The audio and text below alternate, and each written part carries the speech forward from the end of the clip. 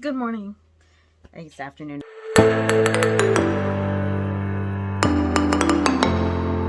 So today I'm going to be reviewing The Last Legacy by Adrienne Young. This just came out this month, I want to say.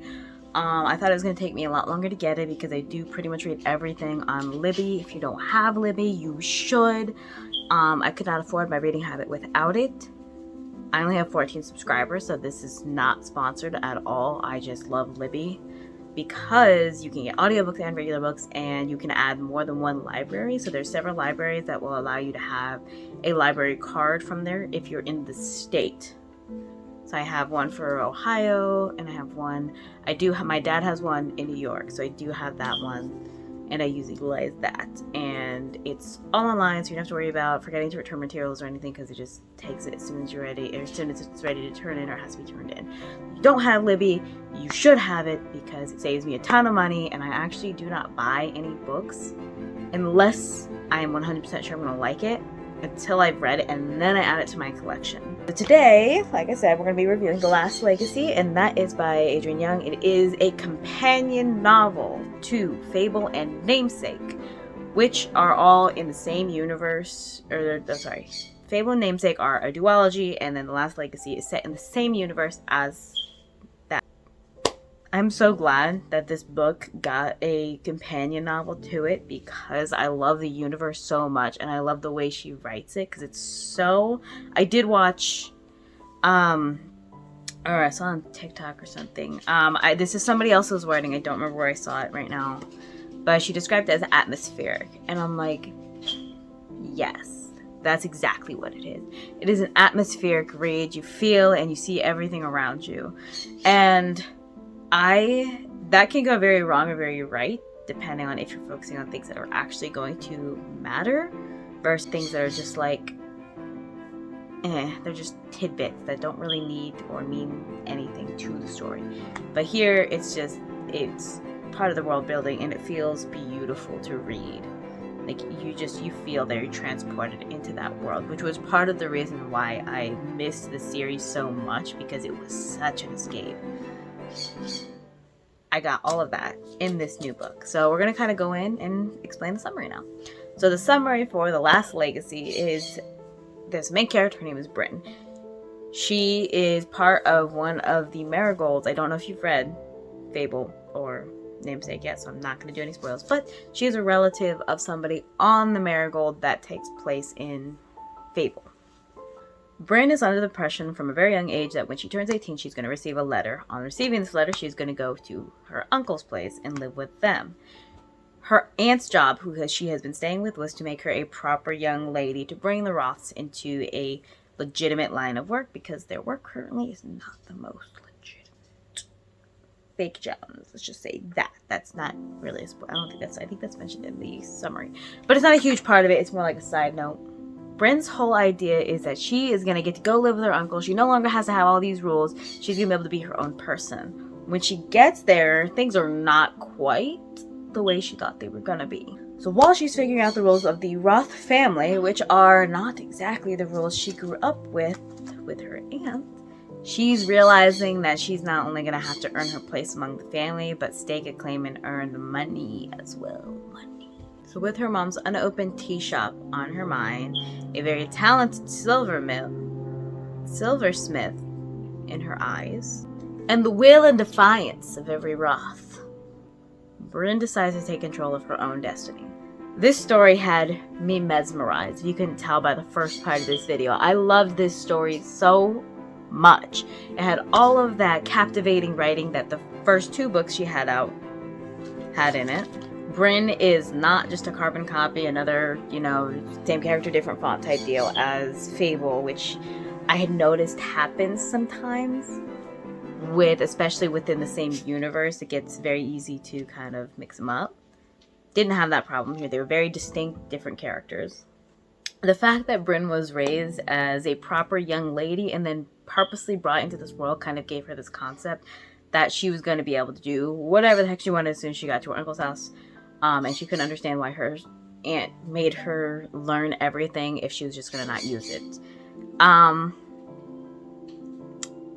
I feel like knowing that gave her this idea that she could be rebellious. So she grew up rebellious. So that rebellious spirit that she had with her aunt just transferred to her uncle's house, where it was not supposed to in their book. She was just supposed to kind of be there to do what she said, because she was completely unplanned part of the thing, because her parents died, which is why she was with her aunt in the beginning, which is where her parents are. I loved the way she was able to shed layers as we go, because I think in a lot of stories, when you have this character arc that you're trying to do, it gets very easy to just give them this flip of the switch moment where, like, I have to do this stuff. With Bryn, it was very calculated almost. She changed her wardrobe a little bit. There were these tiny little rebellions that she knew her uncle didn't like, but he tolerated because it was small. She spoke up when she was not necessarily when she had not necessarily earned her space to speak up yet.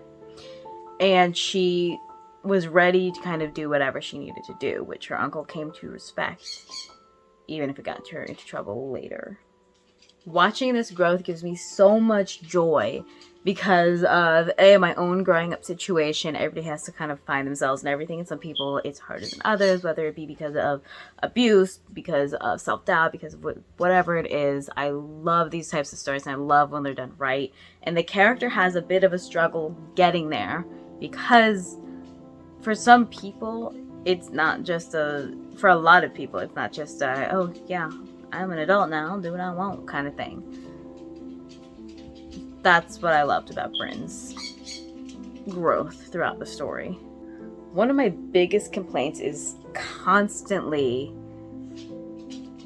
the love part of it, because I'm not a huge fan of romances as a whole.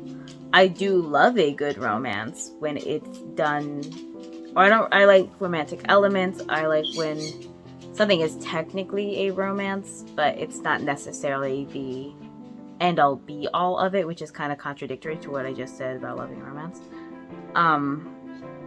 When it's their entire personality, it's not my favorite thing. I don't like it, because I feel like even if it's a romance, the character should have more depth. Part of my problem with this in books, especially young adult books, is a lot of times it does become the main purpose of one character just to be the love interest, or the characters shallow out as soon as they get to each other, because whatever, love conquers all. And I especially hate it when the character falls in love way too quickly. Like, I get saying something like, oh, they kind of cute, we can check that out. That's fine. I get that. But being ready to die for somebody 5 minutes within meeting them for anything beyond the natural heroic nature of somebody, but you're ready to die for them because you love them within 5 whole minutes, that's where I have an issue. With Adrienne Young's stories, I never have that issue. I feel like the romances are subtle, they come on very naturally, and it doesn't feel like they're pushed together for the sake of having a romance in the story. Bryn's felt very natural, and they denied it, and it was a little enemies to lovers vibes right in there, which I hate when it's done bad, but I do like when it had become such a trope that was overused, I feel like, and it just wasn't used well in a lot of stories. I feel like I thought I hated it, but every time I get a taste of it, I'm just like, no, I like it when it's done right. This is not totally enemies to lovers, it's just that vibe. And this one has a couple tropes in it, but they're not in your face. Like, they are kind of stuck together. The Silversmith and Bryn, they're kind of stuck together in a room for a little bit, a couple times, so like it makes sense as to why they are. A little forbidden love in there. I love a forbidden love. Sometimes I like to pretend I have a higher standard of reading than I do, but I love tropes so much. And then my personal favorite, an us against the world type of vibe. I don't even know if that's an actual like romance trope, but I love the vibe when it's just like they're each other's support, and that's where it's coming from, and I love it so much. Because if they're not a ride or die, what are they even doing there? Bryn's character is just so well executed because she is 18. She's a child still. Like, She doesn't just show up and it's just like, I'm here, everybody accepts her, everybody loves her, she's doing a great job. No, there's a learning curve. She had to learn and figure out how she fit among the Ross and how she fit in her new life. I loved that because it added so much to her character to have to struggle. That sounds bad. I don't want people to struggle. In real life, anyway. In books, it's kind of the point. There's a point in the story where she has to learn to pick a lock. And she doesn't go in and immediately is like, got it. It's a part of the story a couple times. It's revisited, I think 3 or 4 times on different nights where she's actually practicing and trying to get it. And somebody is teaching her. One of my favorite things about the story is that she tries to outsmart her uncle on a couple occasions and tries to outsmart these people, tries to play the game better than these guys who have been playing it for their entire lives, and she is new. And the fact that it doesn't always work out for her it creates a level of frustration that you're like, okay, don't do that again because it didn't work out last time. So all these missteps and mistakes and these trying to think she's got the upper hand on something she doesn't have the upper hand on really help play into her character, because yes, she did fail a couple times and it did not work out well. She still tries. I love that in her character because of course it's easy to keep going on something when you're like, oh, I've already done this and it worked out, I'm gonna do it again. This just made me so excited to get to the end, because I'm just like, I know at some point it has to work out for her. And then I'm not gonna lie, a couple times I doubted how it was gonna work out for her. I'm like, ooh, is this gonna be like a dumb luck kind of thing? She's just gonna like risk it all. Like somebody I had to know, and I had to finish it, and I read it. I listened to the audiobook. I was able to listen to it at work, and so like the whole time I'm going on, I guess I'm making like facial expressions that my other coworkers there are like, what am I doing? Because I laughed really loudly and it was really quiet because it was a sew day, so we were all back there just sewing. And they were asking me, they know I listen to books when I'm there. I usually tell them when I finish it, I usually go on and tell them about it, or I'll like stop it if something happened, I'll tell them about it. But I guess I was making some faces because one of them started laughing. And then I was like, I think I actually did, like, at one point. I don't know if I actually did it as that, like, super expressively, but they kept glancing at me and some were laughing.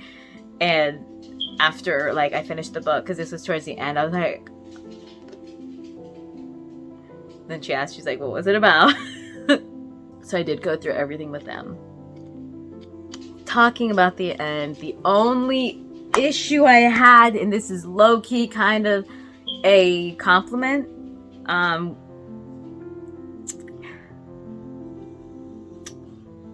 it ended too soon for me. And yes, that makes me greedy. I wanted more, because the way it ended, I'm gonna try to do this as spoiler-free as possible. The way it ended was finally her plans working out. Like, we weren't sure it was going to. She had to wait the day of to get a vital piece of information to tell her whether it was going to work out or not. Things work out as far as we know, because the second she gets that piece of information, she's like deuces.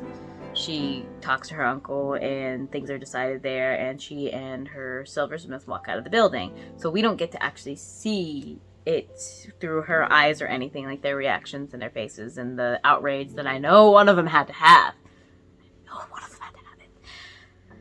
So that would have been really satisfying to see, and that would have like fulfilled that for me, but we didn't get to see that. So I have a couple of things that I would have loved to see, to give you an example as to what I mean and what I kind of would have liked. And that is, again, probably just me being greedy, because I couldn't wait for this story. I almost bought it because I didn't want to wait for the book to come out on my library app.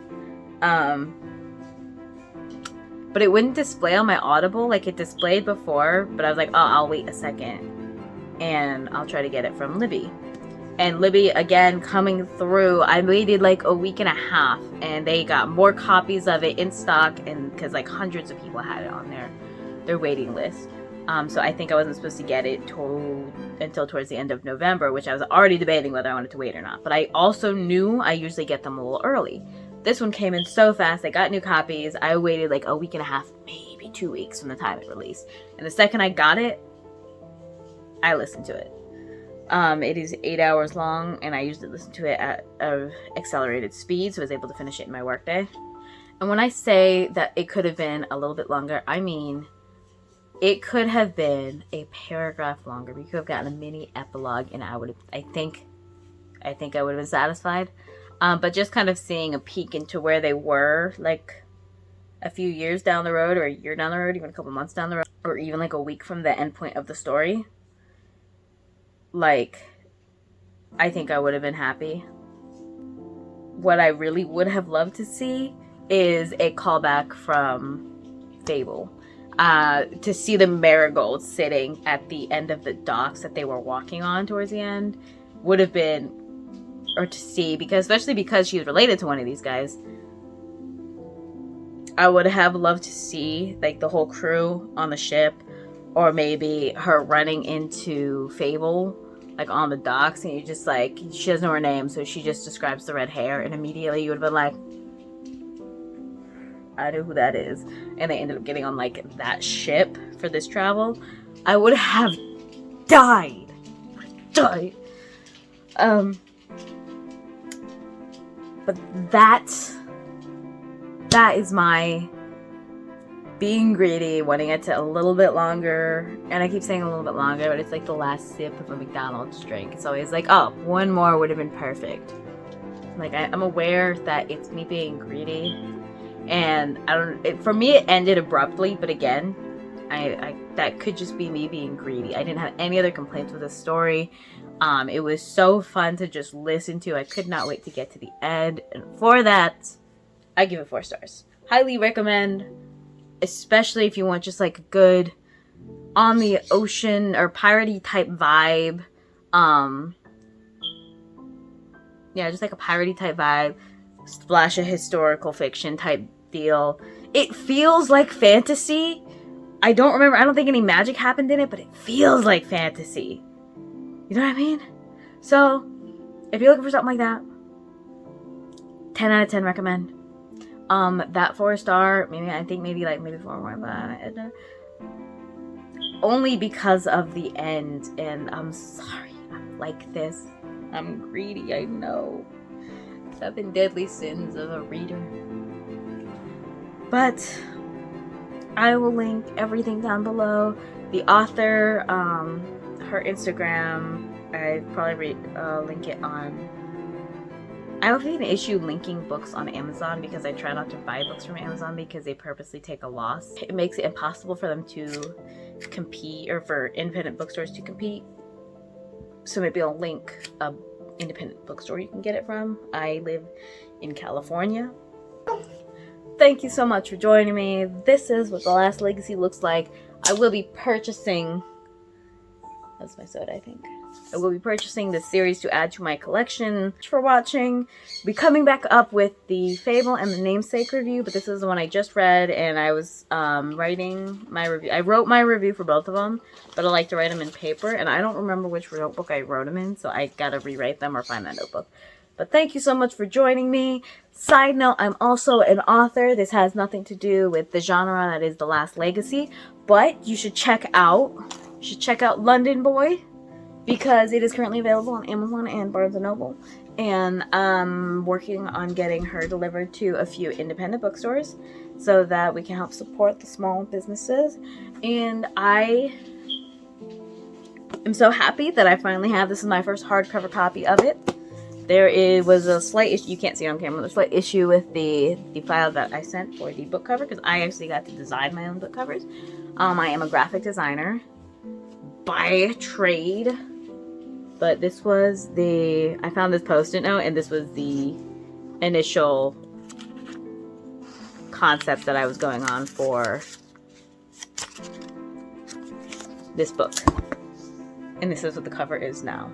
So, thank you so much for watching. Please, if you live in the Southern California, I've delivered, I think, 20 copies, and that is because I got sent a misprint that was not my fault. So I got sent new copies, and it was going to cost more in shipping to send them back, so they're like, just keep them, whatever. I'm like, awesome. So I put a note in them, but I did deliver about 20 throughout the state of Southern California. So, and I still have a couple more to deliver. I think I'll probably take them to a library, and there is a note in the very beginning of them that they are misprints. But, you know, if it's a free book, I'll take a misprint. But check out my book. Definitely check out The Last Legacy by Adrienne Young. Fantastic book, fantastic series. Highly recommend all, and you'll be seeing the review for each of those. Have a fantastic week, and I'll see you. Hopefully, I'll get the reviews filmed today and just post them throughout the week. But in the meantime, happy reading. Be good to yourself. It was a bones day today. The pug had bones today, so